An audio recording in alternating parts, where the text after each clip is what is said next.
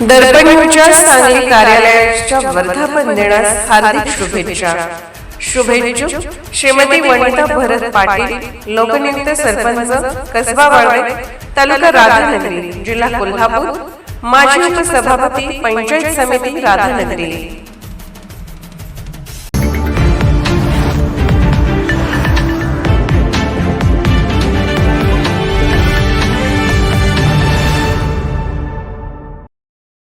Bar council of Maharashtra and Goa निवडणुकीत कोल्हापूरच्या उमेदवार ॲडव्होकेट शैलजा चव्हाण यांनी आज महालक्ष्मी मंदिर येथे जाऊन देवीचे दर्शन घेत आपल्या मतदानाचा हक्क बजावला.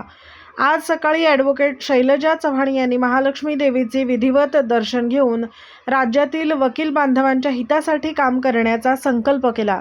दर्शनानंतर त्यांनी मतदान केंद्रावर जाऊन आपला मतदानाचा हक्क बजावला. यावेळी बोलताना त्या म्हणाल्या की वकिलांच्या न्याय्य हक्कासाठी आणि विविध प्रलंबित प्रश्न सोडविण्यासाठी आपण कटिबद्ध असून निवडणुकीत वकील बांधवांचा उत्स्फूर्त प्रतिसाद मिळत आहे. या प्रसंगी त्यांच्यासोबत समर्थक व वकील बांधव उपस्थित होते. कोल्हापूरहून दर्पण न्यूजसाठी अनिल पाटील.